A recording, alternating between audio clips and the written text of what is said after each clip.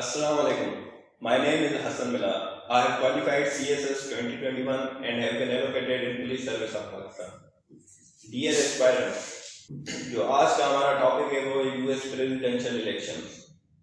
तो सबसे पहले यूएस प्रेसिडेंशियल इलेक्शंस का एक ओवरव्यू प्रेजेंट करूंगा मैं आपको। वो ये है कि US presidential elections indirect elections होते हैं। इनडायरेक्ट इलेक्शंस मींस के लोग जो है वो डायरेक्टली प्रेसिडेंट को इलेक्ट नहीं करते, ठीक है। वो एक इलेक्टोरल कॉलेज को इलेक्ट करते हैं और फिर वो इलेक्टोरल कॉलेज प्रेसिडेंट को इलेक्ट करता है। दूसरा है कि यूएस के जो प्रेसिडेंशियल इलेक्शन है उनके फिक्स डेज होते हैं, ठीक है। तो according to the law Tuesday after first Monday in November, मतलब अगर आसान अल्फाज में हम ये बात कहें तो ये कि अगर 1 नवंबर को ट्यूसडे होगा तो उस ट्यूसडे को इलेक्शंस नहीं हो सकते, ठीक है। एंड देन 4 ईयर टेन्योर होता है यूएस प्रेसिडेंट का।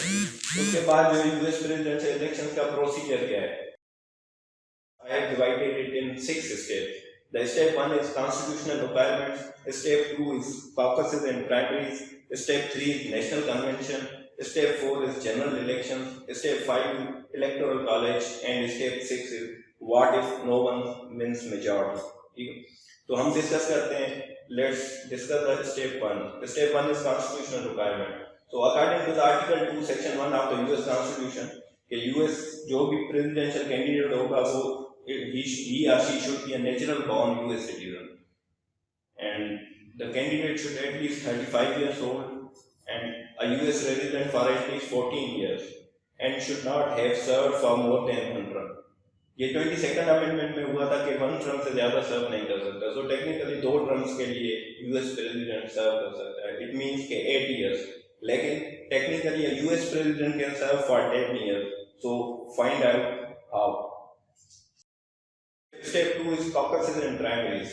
Caucuses में क्या होता है, candidates campaign to win their party nomination, ठीक है ना। जो पार्टी ऑफिशियल्स होते हैं वो वोट करते हैं डिफरेंट कैंडिडेट्स को कि ये कैंडिडेट होना चाहिए, ठीक।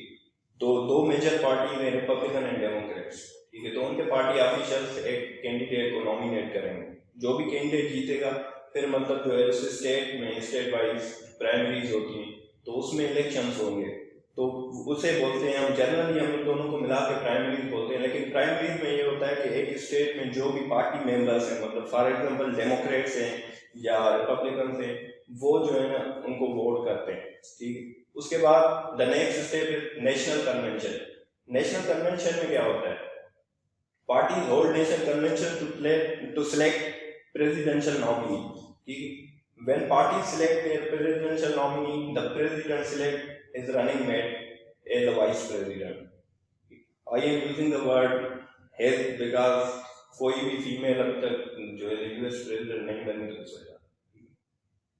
लेकिन 12th अमेंडमेंट से पहले ये प्रोसीजर नहीं होता था। 12th अमेंडमेंट से पहले ये होता था कि जो भी कैंडिडेट 2nd नंबर पे मेजॉरिटी वोट लेगा तो वो बनेगा vice president. The next step is general elections. General elections के डे पे जो है ना लोग जो है वो क्या करते हैं, एक इलेक्टोरल कॉलेज को इलेक्ट करते हैं। So who are the electors? So according to the Article 11, Section 1 and Clause 2, electors are not members of Senate and House of Representatives. Number of electors each state gets is equal to its number of senators and representatives in Congress. ठीक है, तो house of representative में 435 members होते हैं, 100 members होते हैं, ये बनते हैं 535। और 23rd अमेंडमेंट में यूएस वाशिंगटन डीसी जो कि यूएस का कैपिटल है उसके लिए 3 इलेक्टोरल कॉलेज के वोट्स नॉमिनेट किए गए थे, तो ये टोटल बंदे 530 है। तो जो लोग हैं जनरल इलेक्शन डे में 538 इलेक्टर्स को जो है इलेक्ट करते हैं। अब यहाँ पे 2-3 प्रिंसिपल्स यूज होते हैं। एक प्रिंसिपल होता है principle of winner takes all. Winner takes all सारी स्टेट्स में एप्लीकेबल है सवाए 2 स्टेट्स के, वो 2 स्टेट्स है नेब्रास्का एंड मेन, ठीक है। और विनर टेक्स ऑल का प्रिंसिपल क्या है, फॉर एग्जांपल मैरीलैंड के 2 सेनेटर्स हैं और 8 हाउस ऑफ रिप्रेजेंटेटिव्स के उनके मेंबर होते हैं, ठीक है। कैंडिडेट ए ने 4 वोट लिए, कैंडिडेट बी ने 6 वोट्स लिए, ठीक। लेकिन विनर टेक्स ऑल प्रिंसिपल के मुताबिक जो है ये 10 वोट्स जो है कैंडिडेट बी को जाएंगे क्योंकि कैंडिडेट बी ने मेजॉरिटी वोट्स लिए, तो ओवरऑल वो 10 वोट्स उसके ही काउंट होंगे। जो कैंडिडेट ए ने 4 वोट्स लिए वो नहीं काउंट होंगे उसके। So, यहाँ पे क्वेश्चन अराइज होता है why electoral college not popular votes. इसका रीजन ये है कि जो यूएस प्रेसिडेंट है he is the president of all states. अगर पॉपुलर वोट का कॉन्सेप्ट होता तो ये है कि जो भी बिग बिगर जो है जिनकी पॉपुलेशन ज़्यादा है स्टेट्स की, वो प्रेसिडेंट अपने मर्जी का मतलब इलेक्ट करते हैं। तो जो छोटी स्टेट्स हैं जिनकी पॉपुलेशन कम है उनको डिसएडवांटेज होता है। ठीक, the next step is electoral college. अब इलेक्टोरल कॉलेज में जो है एब्सोल्यूट मेजॉरिटी चाहिए होती है, 270 इज द एब्सोल्यूट मेजॉरिटी। ठीक है, अगर कोई कैंडिडेट 270 वोट्स ले लेता है तो वो प्रेसिडेंट नॉमिनेट हो जाता है, अगर नहीं ले लेता तो क्या होता है।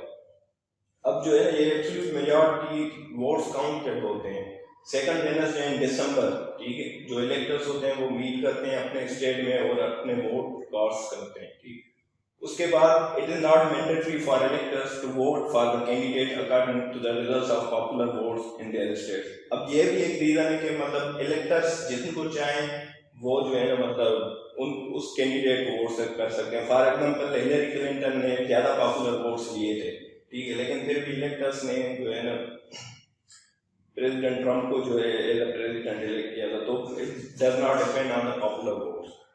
काउंटिंग ऑफ वोट्स कब होती है? 6 जैन को जो है ज्वाइंट सेशन होता है कांग्रेस का। यूएस कांग्रेस के 2 चैम्बर्स होते हैं, अपर चैम्बर को हम बोलते हैं सेनेट, लोअर चैम्बर को बोलते हैं हाउस ऑफ रिप्रेजेंटेटिव। तो उनमें एब्सोल्यूट मेजॉरिटी ले लेगा वो जो यूएस प्रेसिडेंट बन जाता है। लेकिन यहाँ पे क्वेश्चन अराइज होता है और जो हमारा लास्ट स्टेप ये कि what if no candidate wins majority.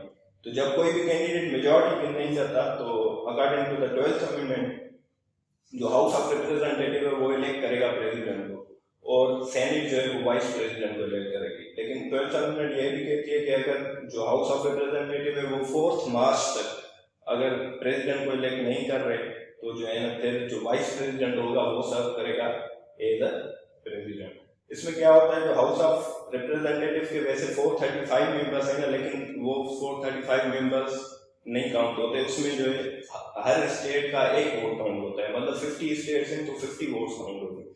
तो उसके लिए 2/3 रिप्रेजेंटेशन चाहिए होती है कोरम बनाने के लिए। जब कोरम बन जाता है तो फिर उसके बाद एब्सोल्यूट मेजॉरिटी चाहिए होती है, मतलब 50% की जो एब्सोल्यूट मेजॉरिटी होगी वो होगी 50% + 1। तो मतलब उनको 26 वोट्स चाहिए होते हैं यूएस प्रेसिडेंट को इलेक्ट होने के लिए।